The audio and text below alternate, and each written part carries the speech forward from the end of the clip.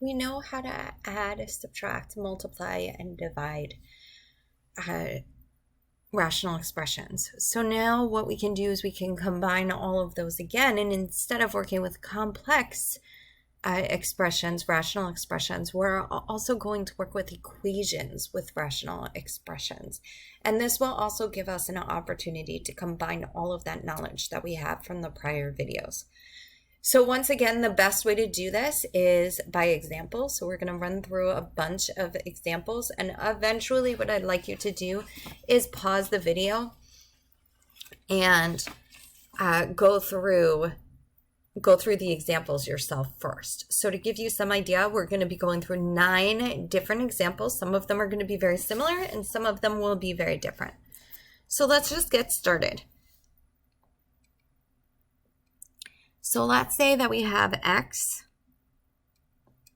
over x minus 2 plus 2 over 3 is equal to 2 over x minus 2. So notice this is no longer an expression. This is now an equation. Simply, there's an equal sign. As soon as we see an equal sign, it turns into an equation.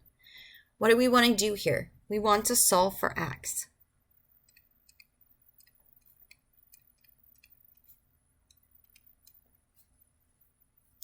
Okay, the key is that we only want one fraction on each side of the equation, and you'll see why in a few minutes. But here you could see that we already have 2, and that we want to get rid of. So our first step, again, it's because you only want one fraction on each side.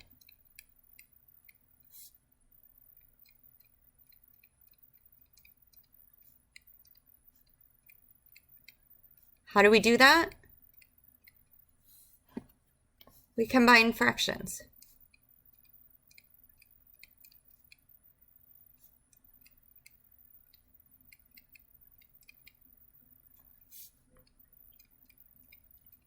And what does that mean? You need a common denominator.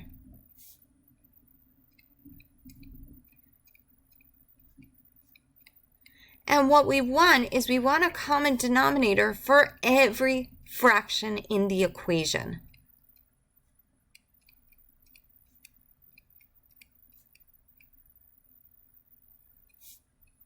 And again, you'll understand why this is necessary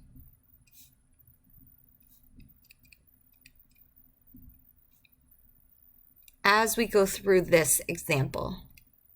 So for every fraction in the equation, which means the 2 fractions that are on the left and the 1 fraction that's on the right, you want a common denominator for all of those. So not just the fractions on one side.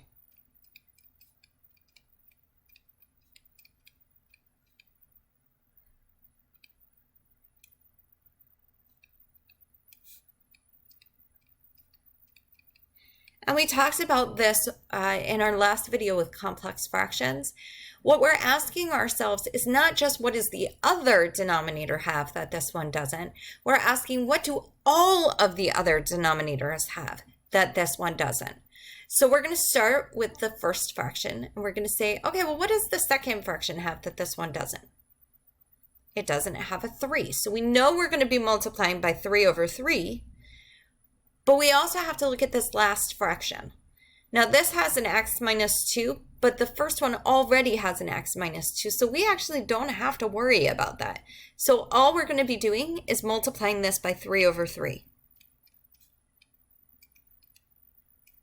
So we did the first. Now we're going to go to the second, and we're going to say, okay, well, what does the first fraction have that this one doesn't?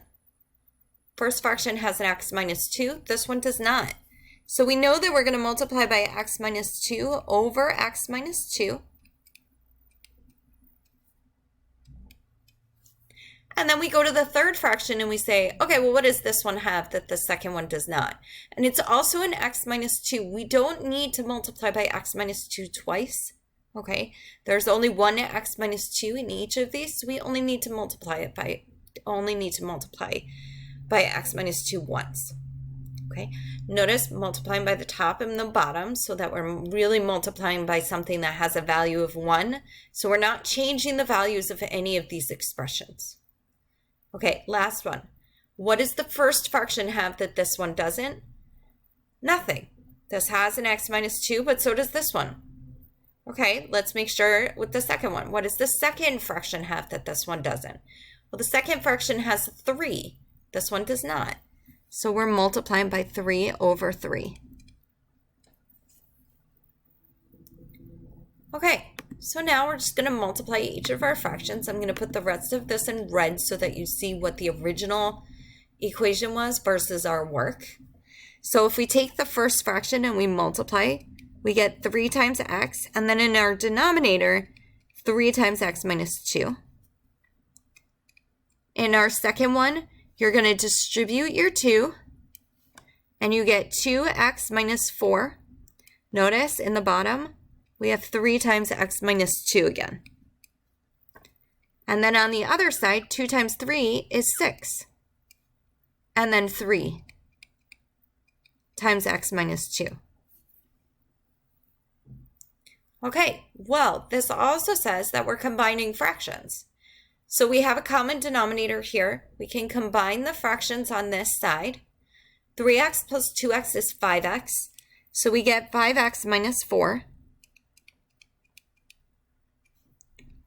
over 3 times x minus 2 is equal to 6 over 3 times x minus 2. Okay, we've done equations like this before, okay? We did it with exponential. We did it with logarithmic, where we said, okay, well, if the bases are the same and they're equal, then the exponents must be the same. For exponential, if the bases are the same and the logs are equal, then the arguments must be the same, okay? Same thing here.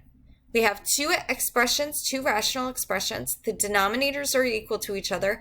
Therefore, the numerators must be equal. Okay, so let's write that down. This is our second step after combining. So if the fractions are equal,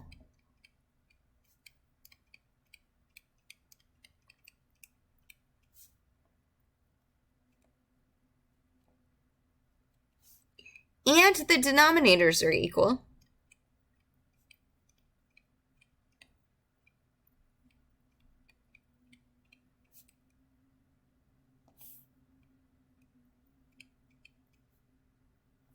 sorry about that.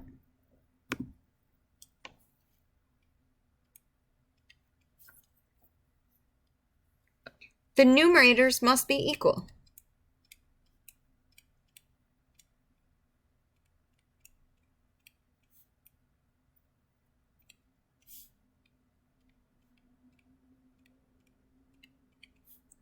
In other words, if P over Q is equal to M over N, and Q is equal to N, then P is equal to M. Which means that we could just set these equations, these numerators, equal to each other. We're not ignoring the denominators. We're simply saying, okay, we're not canceling the denominators. We're not getting rid of them. We're simply saying, okay, the denominators are the same, so therefore the numerators are the same. And that's why we want to make sure that every fraction in the equation has the same denominator. Because if we didn't do this and we left this as just x minus 2 on this side, we cannot say that these are equal. We would have to find a common denominator first anyway, okay? So we have 5x minus 4 is equal to 6. This is a really straightforward linear equation. So we add 4 to both sides. That gives us 5x is equal to 10. Divide both sides by 5. And we get that x equals 2. We're not done yet, okay? And the reason why we're not done is the same reason that we weren't done with logarithmic, okay? We need to make sure that this is within the domain of the function. We didn't have to worry about this for exponential because the domain is all real numbers. But for logarithmic, it was everything has to be greater than 0. For rational expressions, we need to make sure that the denominator isn't 0 because that would make it undefined. Okay, so we need to check for an extraneous solution.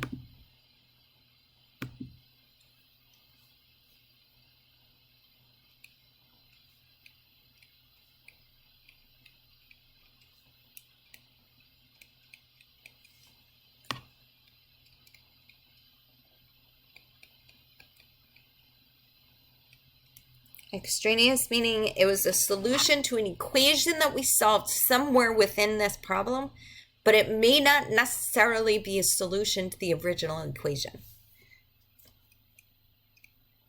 So we plug into every denominator.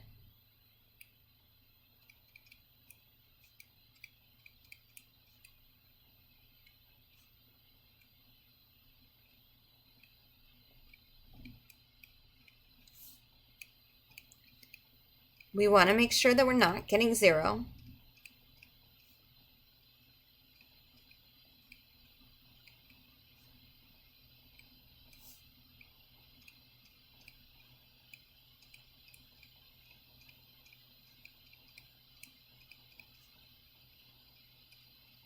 Because that would make the fraction undefined. And you can't add something that's undefined.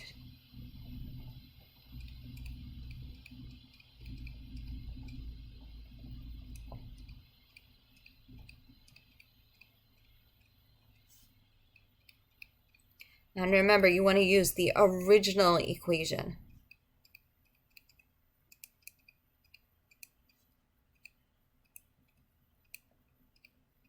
Because sometimes, on rare occasions, it might be that you find a common denominator, okay, and it works for your common denominator.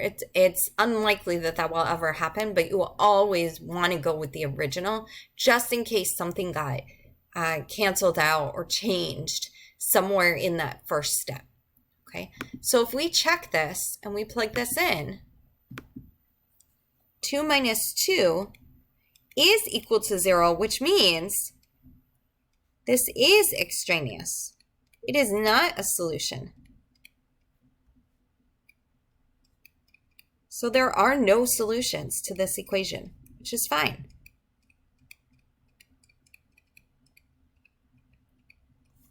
Okay, that's going to happen. It's totally fine to have no solutions. Okay. Let's do a second example.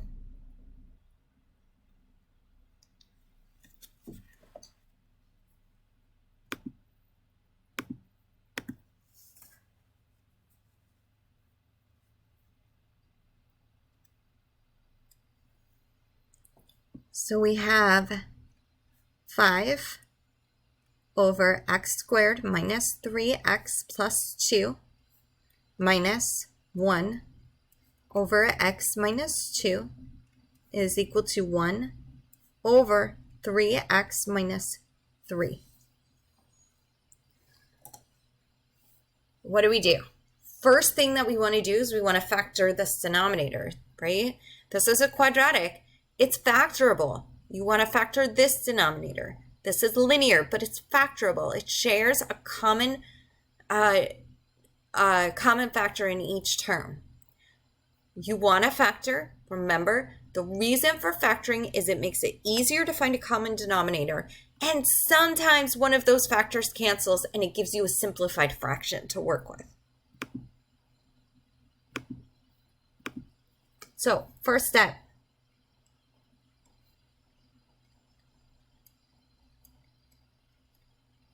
Factor the denominators first. We couldn't do that in that first example. They were already factored.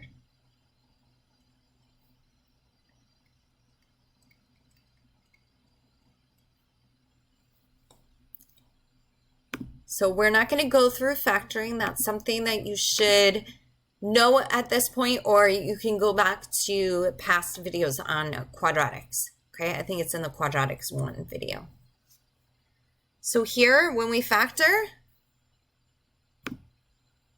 the denominator here factors to x minus 2 times x minus 1. So we have 5 times x minus 2 times x minus 1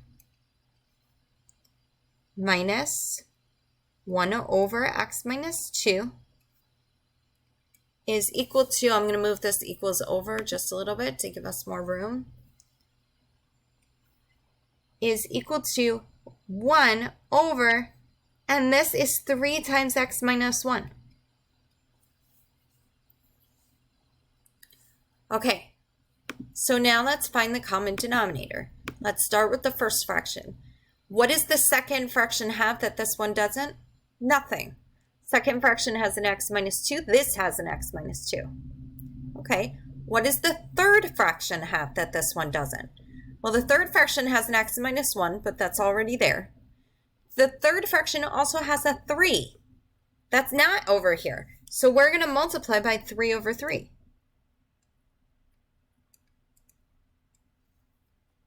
Okay, second one. What does the first fraction have that this one doesn't? X minus 1. Has an x minus 2, but this one does too. So we know that we're going to multiply by x minus 1.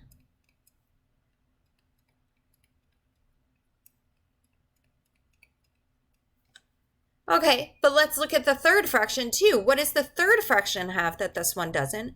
Well, the x minus 1 is there, but by multiplying by x minus 1, now it's here as well. Okay, but it has the 3, and we haven't multiplied by 3 yet. So this is going to get multiplied by 3 times x minus 1 over 3 times x minus 1. Okay, let's go here. What does the first fraction have that this one doesn't? Well, the first fraction has an x minus 1, but that's already here. The first fraction also has an x minus 2. So we need to multiply by x minus 2 over x minus 2.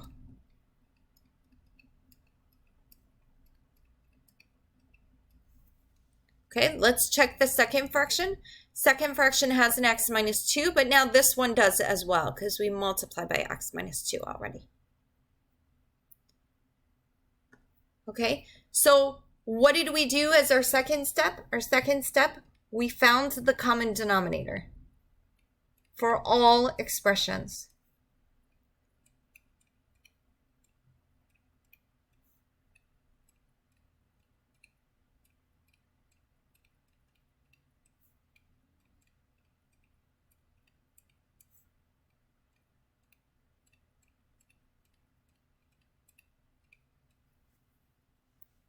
And now we just combine. Well, before we combine, we multiply, right? So this first fraction in our numerator, 5 times 3 is 15. And the denominator, remember what we said, don't take the time to multiply it. Not just because it makes your life harder, but also because at the very end, it might be that something is factorable. Okay, here we have 3 times x minus 1 times 1, which is just 3 times x minus 1, or 3x minus 3.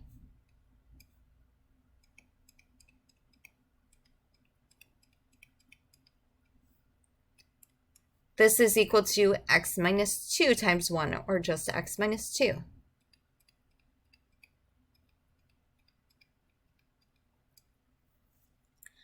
So now we have a common denominator, so combine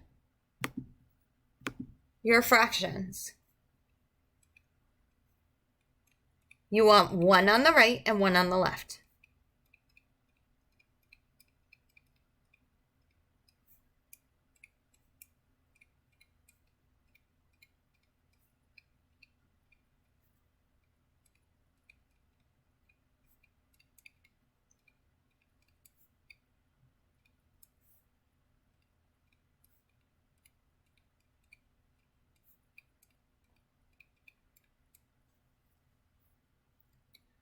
So essentially, we're just subtracting, right? Don't forget to distribute that minus sign.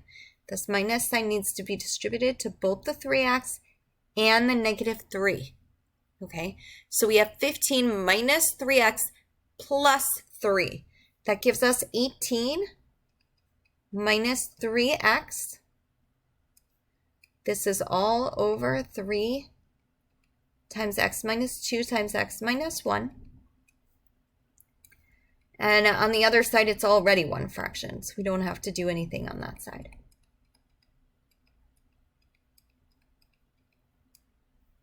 So at this point, the denominators are the same, so we can set the numerators equal to each other.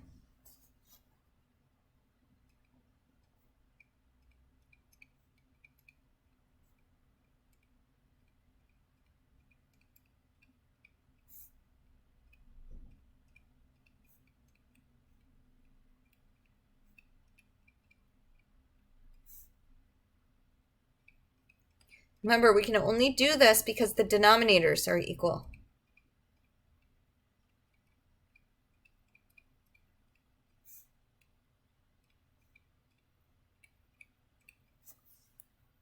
So what does that mean? That means that we have 18 minus 3x is equal to x minus 2.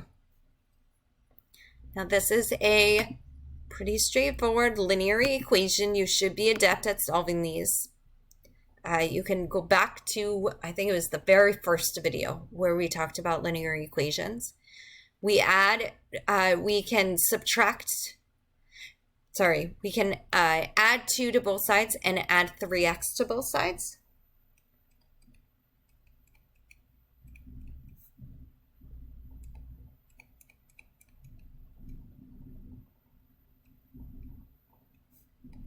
You could have also subtracted x and subtracted 18.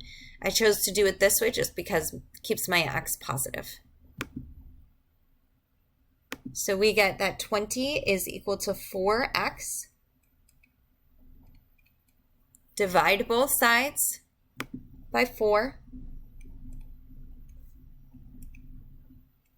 And we get that x is equal to 5. So at this point, all we did was solve for x.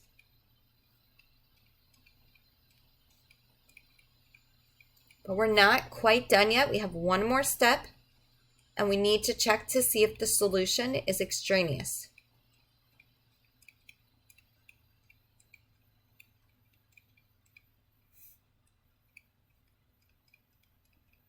How do we do that? We plug into our denominators. So our denominator, you could plug it into here once it's factored or plug it into the original. The reason why you could plug it into here is you're doing it before you're finding the common denominator. So you could plug it into the factored form, but you can't plug it into, let's say, like this here. Okay, you don't want to do that. Plug it in either to the original or plug it into the factored form. Okay, so in factored form, 5 minus 2 is not equal to 0, so we're good there. And 5 minus 1 is not equal to 0, so we're good there. This is not extraneous. This is a solution. Okay? You also could have plugged it in. 3 times 5 minus 3 is not equal to 0. 5 minus 2 is not equal to 0. 5 squared minus 3 times 5 plus 2 is not equal to 0.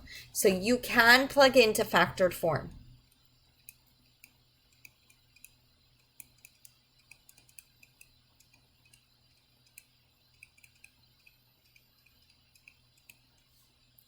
It's faster.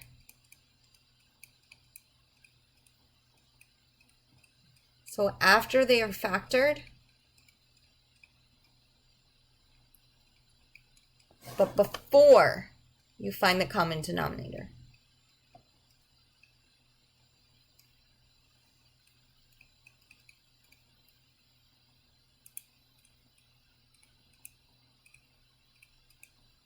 Because doing it to the factored form, it's still the original equation. It's just written in a different form, that's all. Okay, so we're going to go through the next set of examples a little bit more quickly. I'm not going to write all 6 of these every time. It is the same thing every single time. First step is to factor. Second step is to find the common denominator. Third step is to combine the fractions. Fourth step is to set the numerators equal to each other. Then you're going to solve for x. Then you're going to check to see if your solution is extraneous. Notice the steps that I write here are exactly the same as these. It's just that we added the first step, which is to factor. We didn't have to do that here. And we broke down this first step that you see here into like 2 steps, where we say find the common denominator first and then combine the fractions. Okay? Okay, next problem.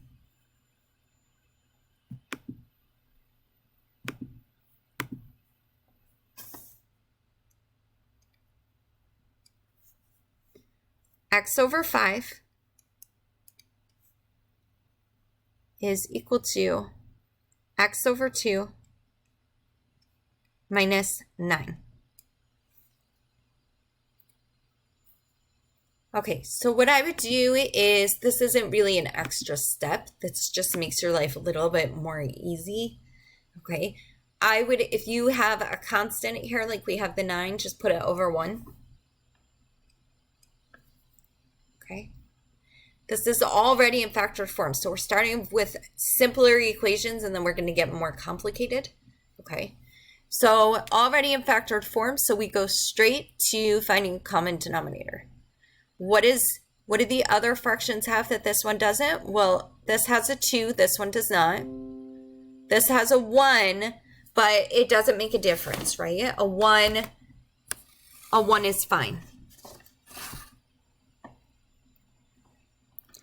Okay, so we need to multiply the first equation by 2 over 2.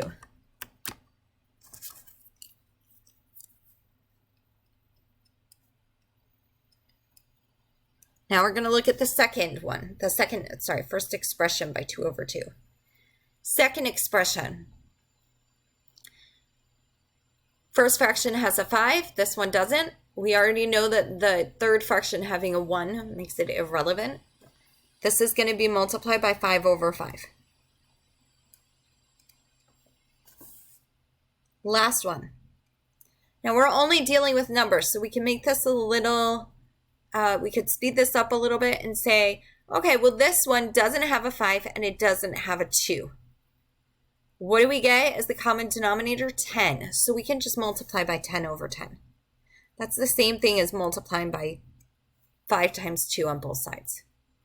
No, 5 times, both 5 over 5 and 2 over 2. That gives us a 10 over 10. Okay, so what do we get? 2x over 5. Pay attention to the fact that we have, 2x over 10. Pay attention to the fact that we have common denominators now. Is equal to 5x over 10 minus 90 over 10. Right? Ultimately, we want a common denominator. This has a 1. How do we get it to have a 10? We multiply by 10 over 10.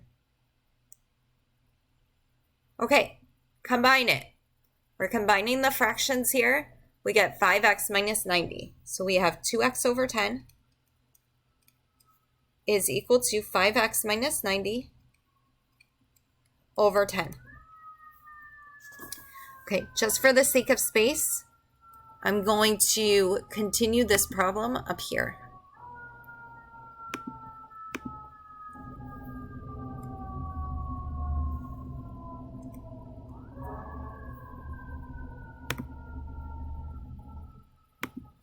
So remember, we can say the denominators are equal, so the numerators are equal.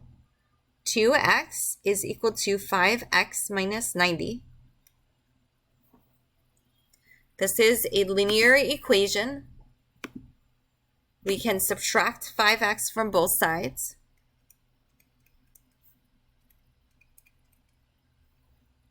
That gives us negative 3x is equal to negative 90.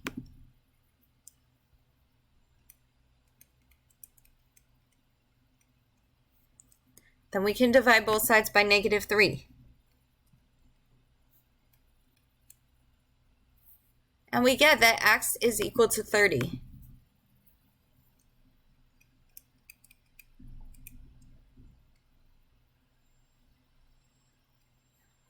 So we don't have to check for extraneous because there's nothing to plug into, right? All of our denominators are constants. They're just not zero.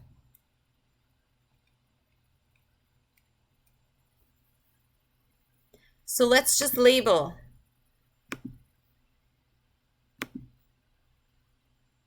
So we found a common denominator.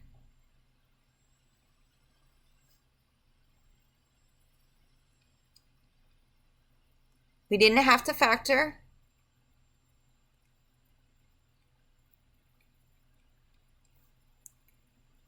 We combined fractions.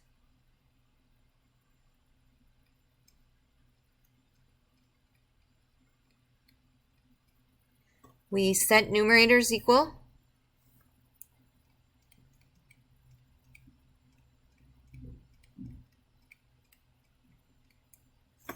Solved for x.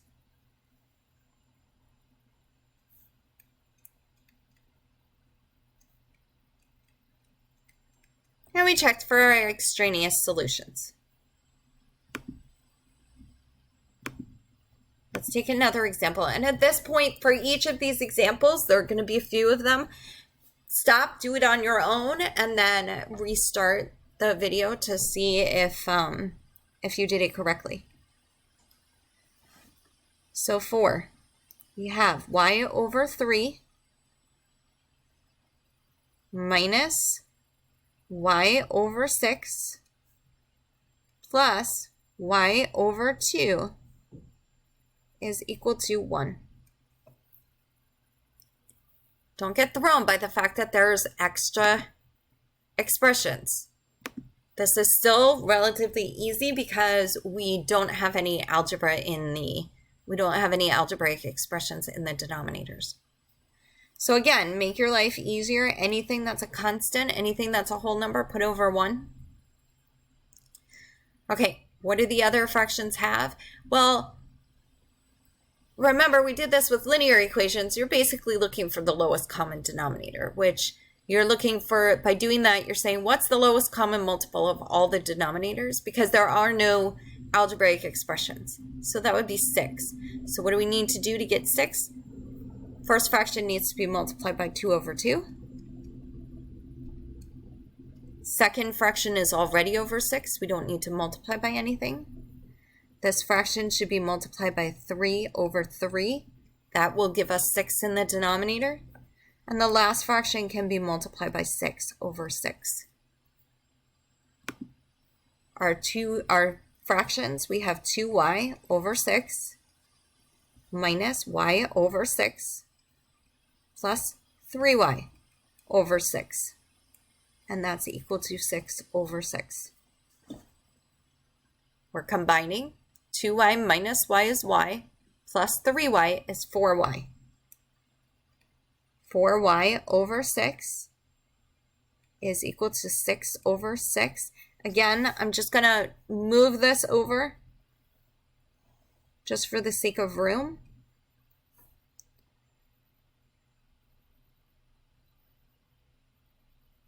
Set the numerators equal to each other. 4y is equal to 6. Divide both sides by 4.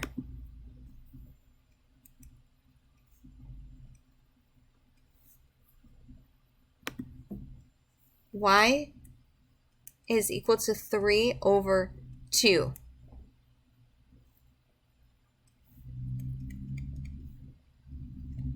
Remember to reduce your fractions, right? 6 over 4 is the same thing as 3 over 2.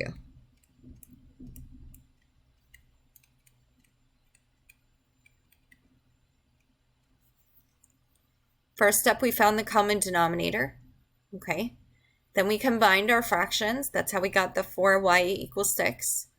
We set the numerators equal to each other. We solve for y here.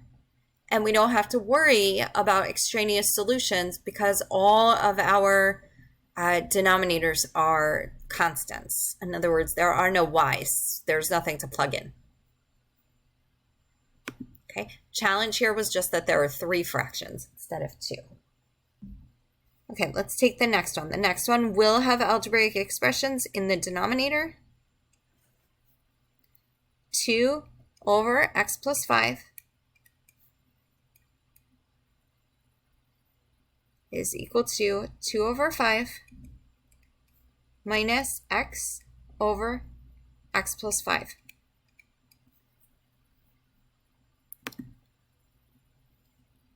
Factoring is not an issue here. It's already in factored form.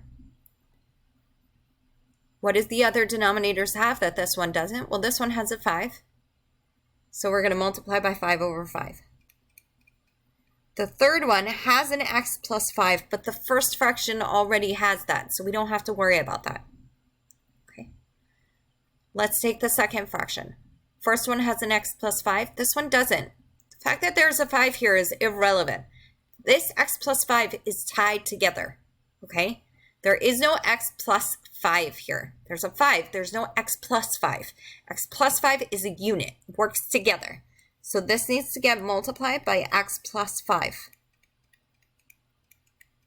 over x plus 5. Now the last one, same as the first. It's missing the 5 from the second fraction. So we need to multiply by 5 over 5.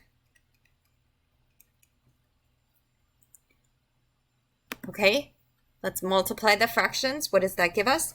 10 over 5 times x plus 5 is equal to, distribute your 2.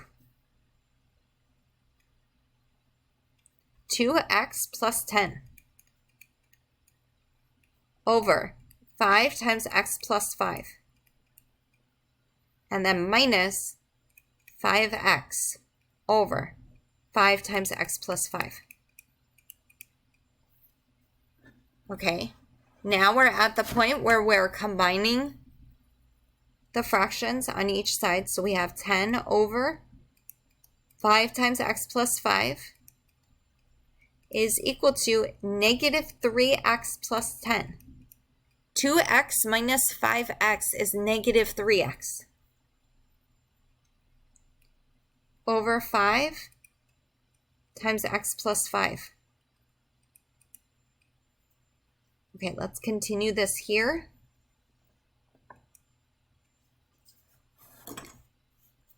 The denominators are equal, so the numerators can be equal. So 10 is equal to negative 3x plus 10. This is a linear equation, okay? Subtract 10 from both sides.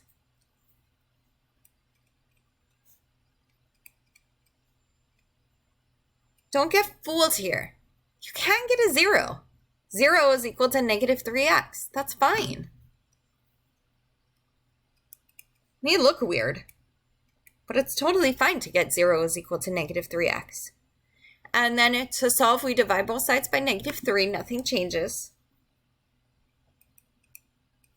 And 0 divided by negative 3 is just 0. So x is equal to 0. Now we need to plug in to the original to make sure that we don't get 0. Notice here we're plugging in because there is a denominator with an x in it. So when we plug in 0 plus 5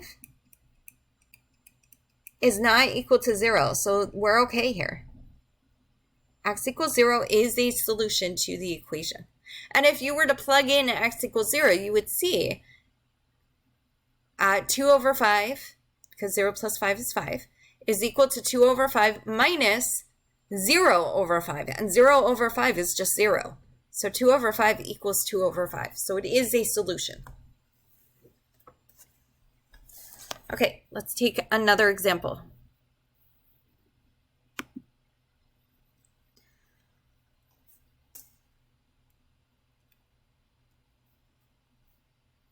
Six over 1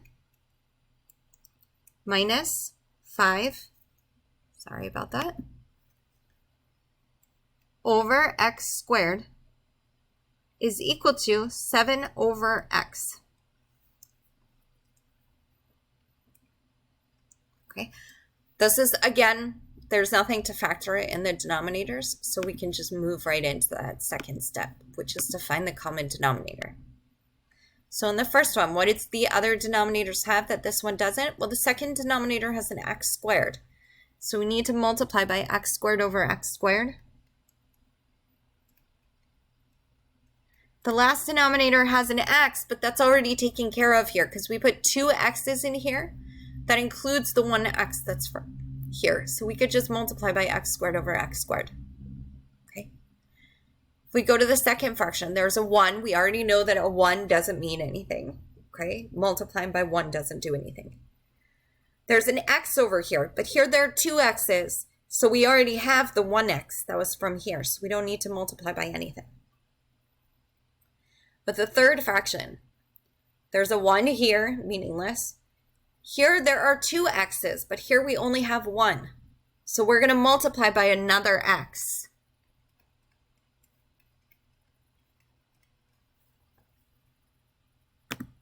Okay, so what do we get?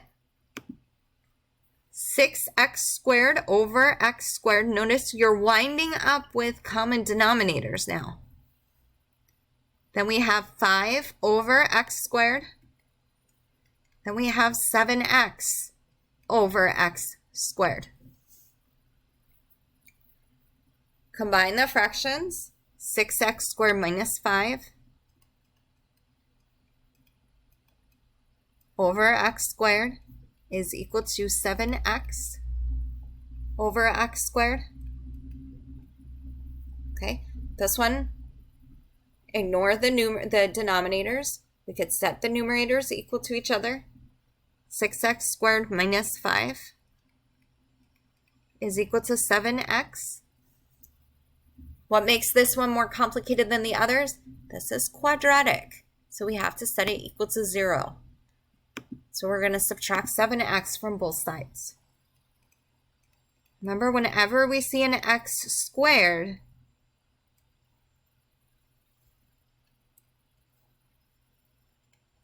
that means it's quadratic, and your first step would be to set it equal to 0. So I'm going to bring this up here. Again, just in the interest of saving a little bit of space. What does that give us? That means that we have 6x squared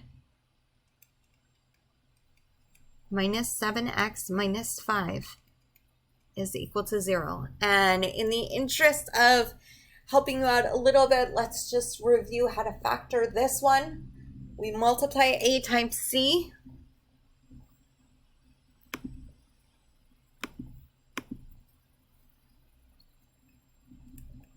A times c is equal to 6 times negative 5, which equals negative 30, which means that we have two numbers that should multiply to negative 30 and add to negative 7. And that's negative 10 and 3.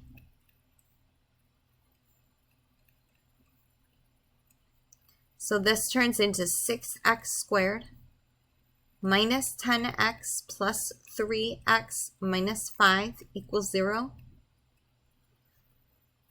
You're factoring by grouping. You can pull out a 2x,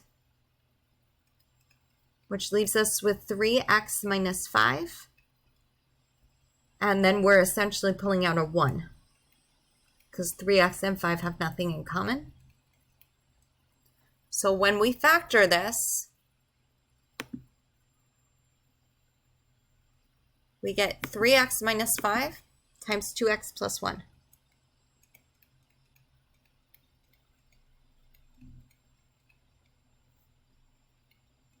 So 3x minus 5 equals 0.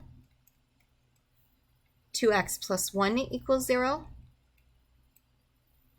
Okay, we're solving for the roots here. We can add 5 to both sides on this one.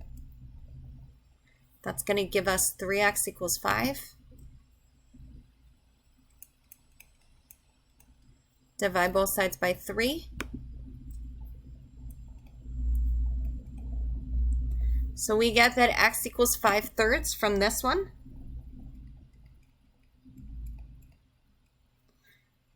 Then on the other one, we subtract 1 from both sides,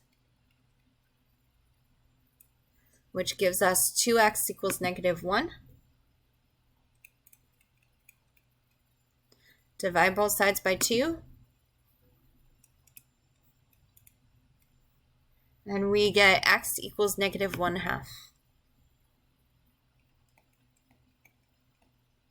And all we're going to do is we're going to check that we don't get 0 when we plug into the denominators here.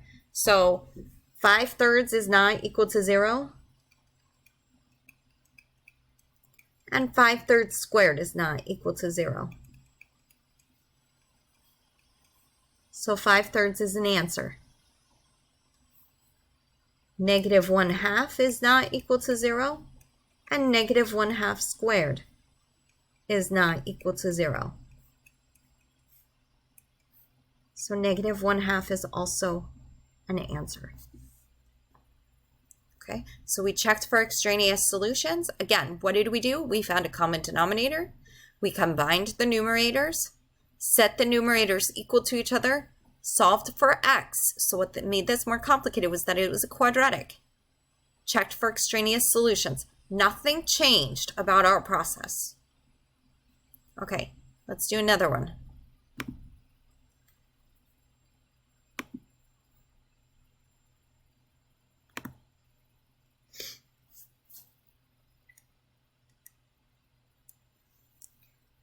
Two over x minus 1 over x plus 1 is equal to -2 over 5x plus 5. Okay, what do we want to do here? Factor. This can be factored, so you factor.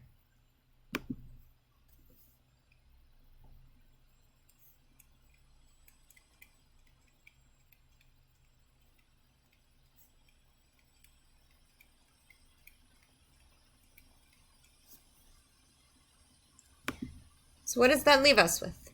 2 over x minus 1 over x plus 1, that can't be factored, is equal to -2 over 5 times x plus 1.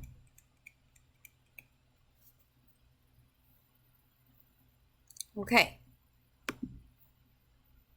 What do the other fractions have that this one doesn't? Well, the second one has an x plus 1. So we know that we're going to be multiplying by x plus 1 over x plus 1.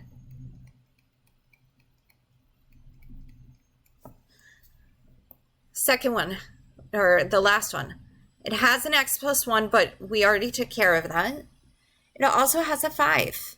We haven't taken care of that yet. So we're going to also multiply by 5 over 5. Okay. Let's take a look at this second one. The other one has an x. This one does not. Remember, the x plus 1 is a unit. This x is all by itself. So this has an x plus 1. It doesn't have an x. Okay, so we're going to multiply by x over x. Now the third one has an x plus 1. We already have that, but it also has a 5. And we don't have that here. So we have to multiply by 5 over 5.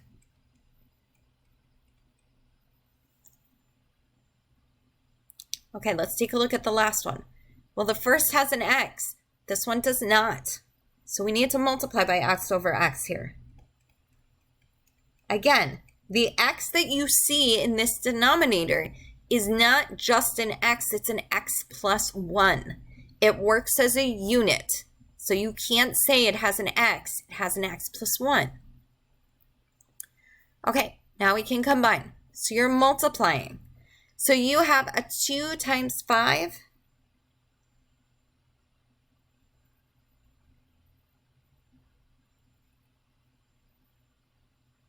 Sorry, you have a 2 times 5 times x plus 1. That gives us a 10x plus 10. Okay, 5 times 2 is 10. Distribute to the x plus 1. So we get 10x plus 10 over 5 times x plus 1. Again, that 10 came from the 5 times 2. 5 times 2 is 10. We distribute that to the x plus 1. Then we have minus 5x. And I apologize, this should be a 5x on the outside here. Right? Because there's an x here and I forgot about that. So minus 5x over 5x times x plus 1 is equal to negative 2x. 5x times x plus 1. Okay, we combine it. 10x minus 5x is 5x plus 10.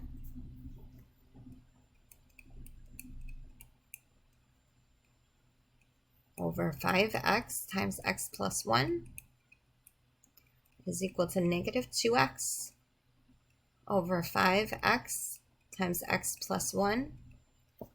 I'm going to bring this up so that we have a little bit more room over here. So denominators are equal at this point. Set the numerators equal to each other.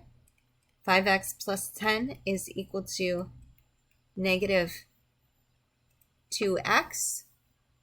We can subtract 5x from both sides.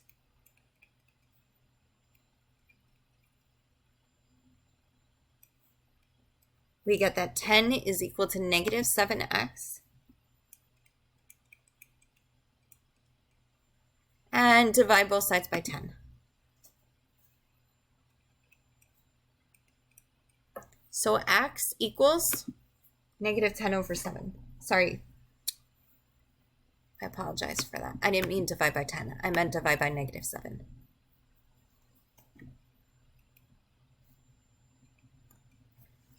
So our final answer is that x is negative 10 over 7.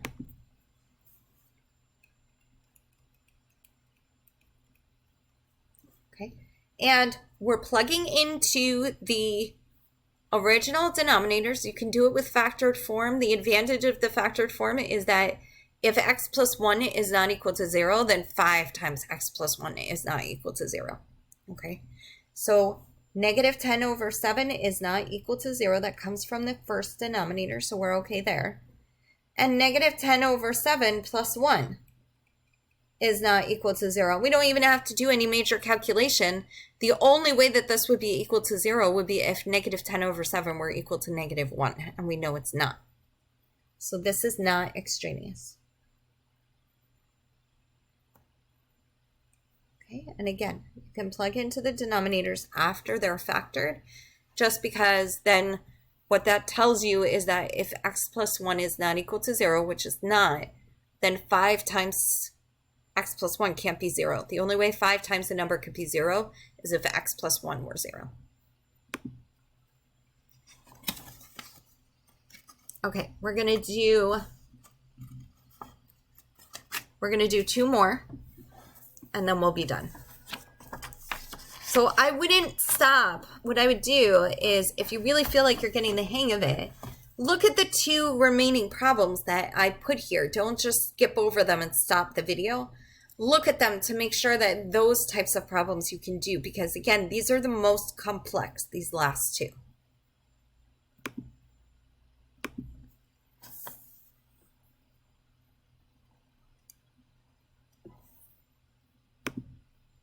So we have 4 over 2x minus 6 is equal to, sorry, not is equal to, minus 12 over 4 times x plus, sorry, over 4x plus 12.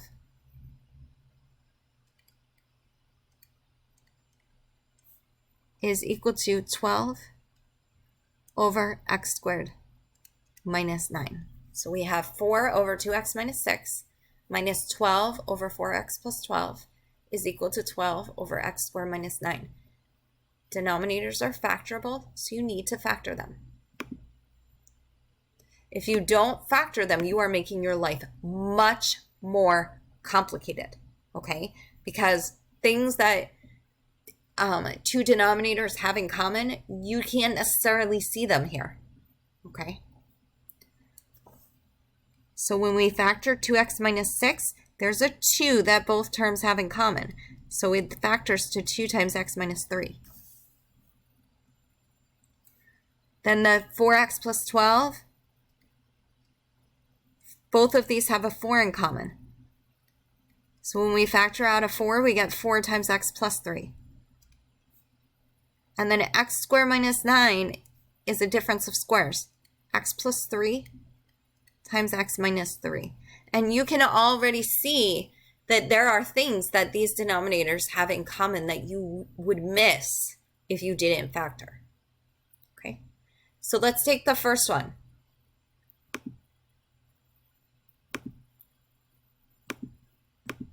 Well, this denominator has an x plus 3. So we know that we're going to be multiplying by x plus 3 over x plus 3. It also has a 4, whereas this first denominator only has a 2. So to make it into a 4, we can multiply by 2 over 2. Now, if you multiply by 4 over 4, you could do that, but you would be able to factor at the end, and you're trying to avoid that. Okay, and this one has an x plus 3, but we already took care of that. And it has an x minus 3, but there's already an x minus 3. Second fraction. The first fraction has a 2, but this is a 4. So already includes a 2. It has an x minus 3. This one doesn't have that, so we need to multiply by x minus 3 over x minus 3.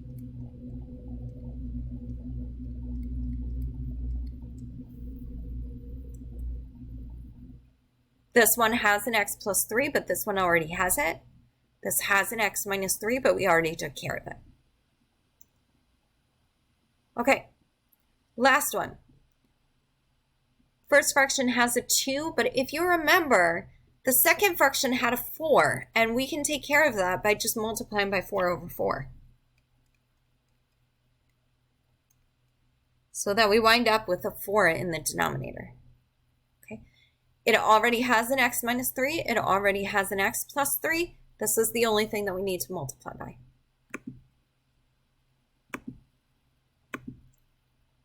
Two times 4 is 8.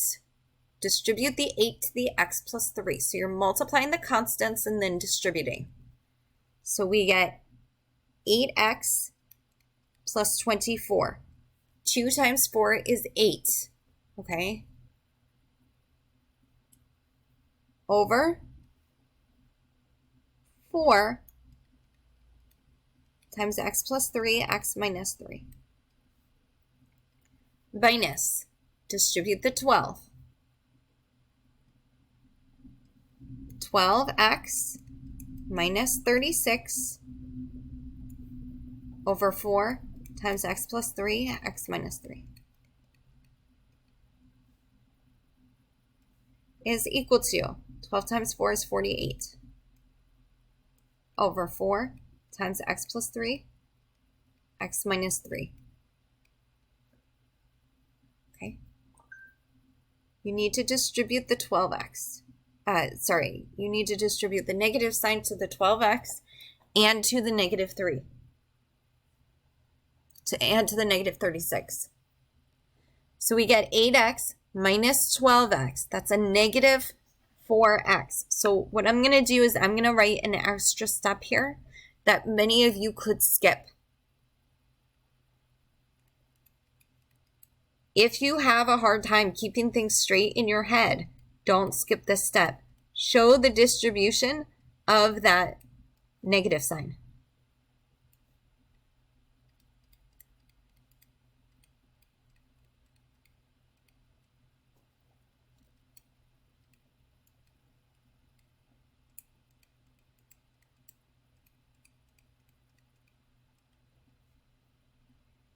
And it's kind of up to you. Do you want to combine now, or do you want to set the numerators equal to each other and then combine? If you set the numerators equal to each other and then combine, you're saving yourself the trouble of rewriting these denominators. I'm not going to do that. just because I want to follow the same process that we have with everything else. But it would be perfectly fine to say at this point, okay, let's ignore the denominators and combine like terms then. Okay, just to save ourselves some writing. So 8x minus 12x is negative 4x, and 24 plus 36 is 60. And again, I'm going to combine it with the fractions.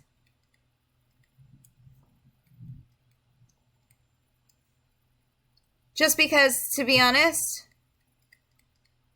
this step over here, this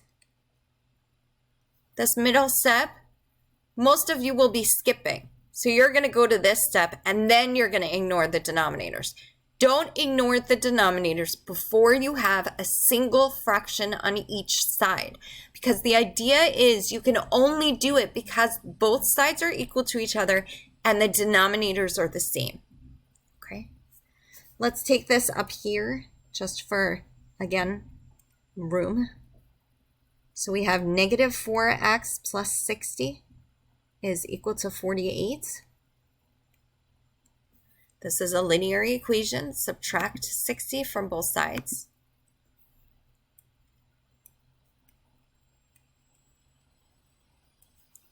Which gives us negative 4x equals negative 12. Divide both sides by negative 4.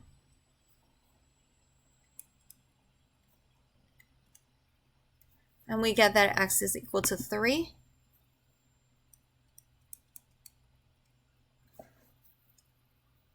Plug into the originals.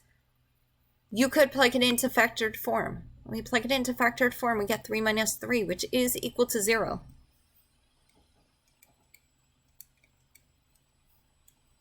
This is extraneous.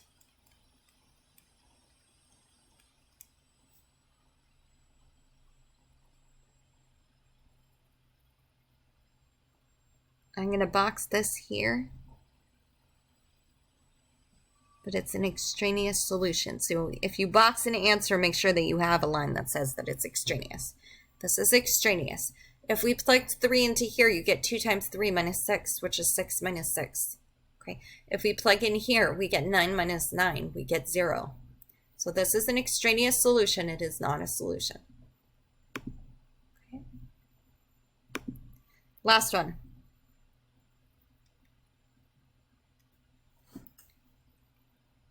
2 over y squared minus 7y plus 12 minus 1 over y squared minus 9 is equal to 4 over y squared minus y minus 12. First step is to factor. We want to get rid of these quadratics because it's quite possible that there are factors that all three of these have in common, and there's no way for us to see it before it's factored. Okay? So y squared minus 7y plus 12 factors to y minus 4, y minus 3.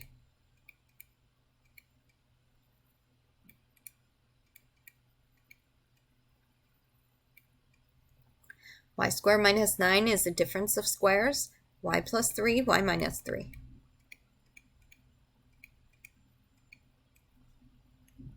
And y squared minus y minus 12 factors to y minus 4, y plus 3.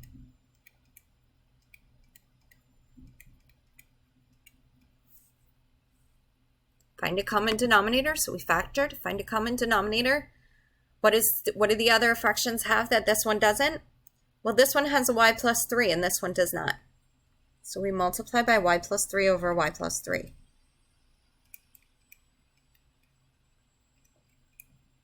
There's also a y minus 3, but this one, it already exists, so we don't have to worry about it. And in this one, there's a y plus 3. We took care of it already. There's also a y minus 4, but it already exists.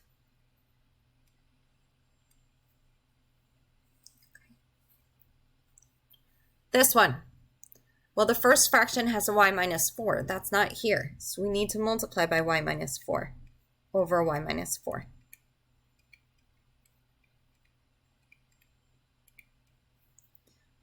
The y minus 3 that's here, already here. The y plus 3 that's here, already here. Now the last one. In the first fraction, there's a y minus 3. That's not here.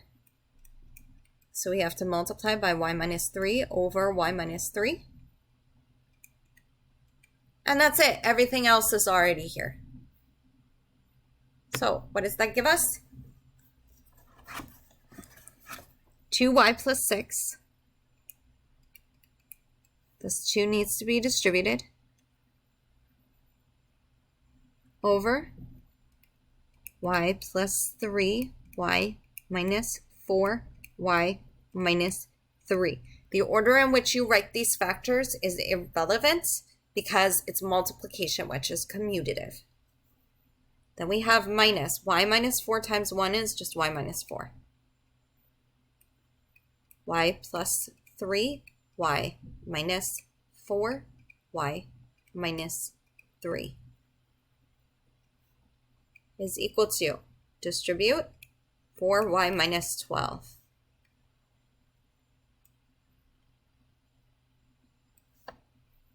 Over y plus 3, y minus 4, y minus 3. This minus sign needs to get distributed. So I included this middle step up here. I'm not going to include it down here. 2y minus y is y. 6 minus negative 4 is 6 plus 4. 6 plus 4 is 10.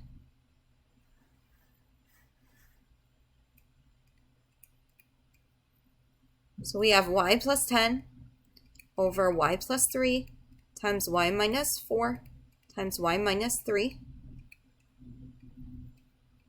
over 4y minus 12 over y plus 3 times y minus 4 times y minus 3. Set the numerators equal to each other. We get y plus 10 is equal to 4y minus 12. We can subtract y and add 12 to both sides.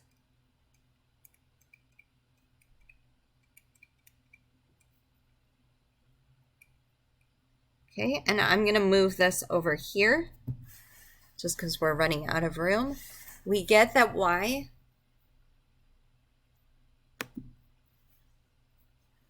so 22 is equal to 3y. Divide both sides by 3.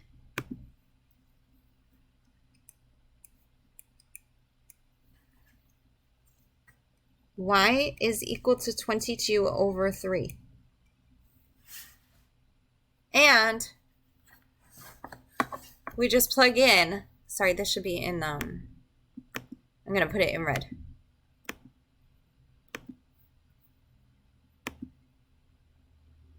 And I could actually write it down here. Y is equal to 22 over 3. We plug this in. 22 over 3 minus 4 is not equal to 0. 22 over 3 minus 3 is not equal to 0. And 22 over 3 plus 3 is not equal to 0. So 22 over 3 is not 4. So we know that that is true. We know that it's not equal to 0. 22 over 3 is not 3, so we know it's not equal to 0. And if we're taking a positive number and adding a positive number, you can't get 0. Okay, so 22 over 3 is a solution.